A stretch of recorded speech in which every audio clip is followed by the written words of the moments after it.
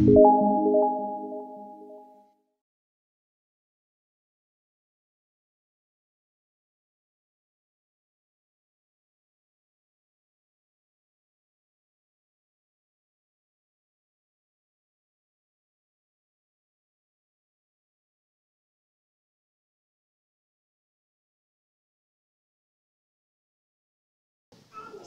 Ibu.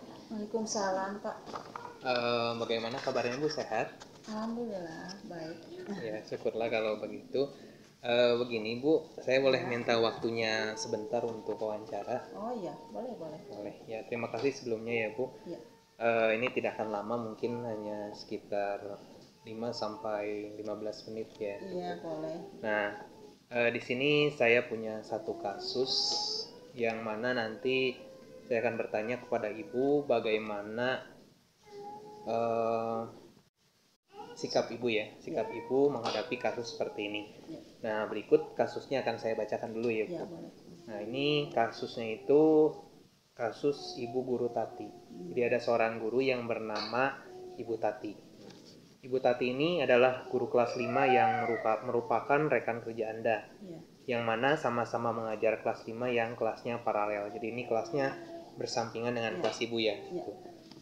Ruangan kelas Ibu Tati pun persis di sebelah ruangan kelas Anda. Nah, seperti tadi yang saya katakan.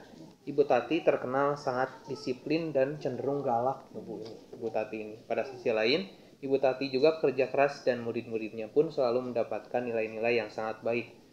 Sebagian murid-murid sangat takut kepada Ibu Tati dan sebagian lain bisa menyesuaikan diri. Kepala sekolah Anda dan orang tua murid juga sangat menghargai Ibu Tati. Nah, pada suatu hari, Anda mendengar tangisan seorang murid dan pergi keluar untuk melihat suara tangisan tersebut.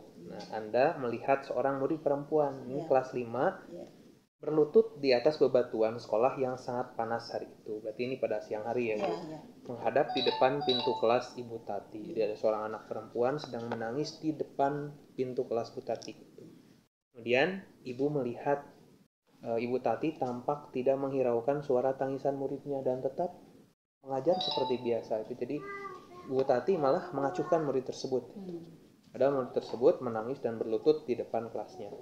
Namun, ibu itu melihat bahwa ada beberapa murid di kelas Ibu Tati yang melihat siswa tersebut melalui kaca. Jadi naroong ya Bu, lihat gitu. Kalau bahasa Sundanya naroong tina kaca gitu. Nah, melihat temannya yang sedang menangis tersebut gitu kan. Karena memang suara tangisannya kan terdengar mungkin ya, dan juga Ibu Tati tidak menghiraukan siswa tersebut. Jadi ini si anak-anak yang di kelas juga penasaran gitu. Nah, yang jadi pertanyaannya, jika ini ada pada kondisi Ibu ya sebagai guru yang ada di ruangan sebelahnya, Bu Tati, nah, apa yang akan Ibu lakukan? Mungkin saya sebagai guru yang mengetahui kejadian itu akan keluar ya. Dan menghampiri si anak. Ya, kemudian bertanya, ada apa? Kenapa? Mungkin kan si anak nanti akan berbicara apa sebabnya. Si anak tersebut dikeluarkan oleh guru si Bu Tati tadi.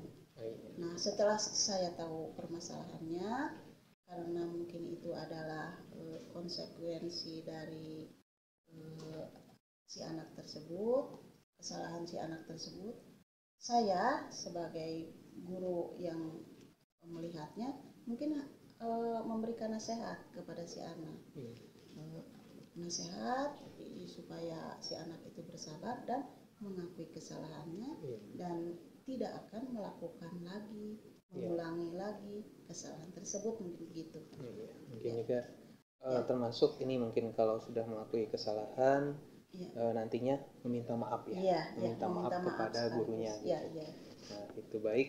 Nah, yang saya tangkap jadi Ibu menghampiri anak tersebut, kemudian Ibu memberikan nasihat, memberikan masukan kepada anak tersebut, mengidentifikasi apa sih masalahnya gitu kan. Kemudian Ibu coba untuk berikan solusi gitu, berikan nasihat seperti itu. Nah, Berarti ini ibu fokusnya itu ke anaknya ya? Ke anak. Ke anaknya gitu. Nah, kemudian ini posisi ibu sebagai seorang guru. Iya. Nah, sementara itu ada siswa yang menangis seperti itu, sementara gurunya sendiri ya, guru kelasnya sendiri marah acuh terhadap anak tersebut. Nah, apakah ibu akan menginterupsi kepada gurunya?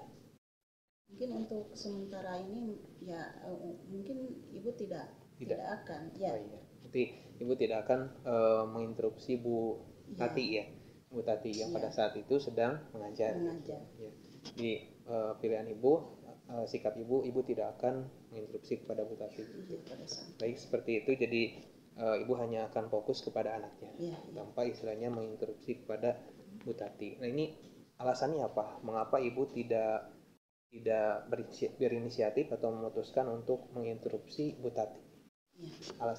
Alasannya salah satunya adalah mungkin itu dalam jam mengajar. Iya. Mungkin kan kalau dalam jam mengajar kan si anak tanggung jawab gurunya. Oh iya. Nah, tanggung jawab gurunya.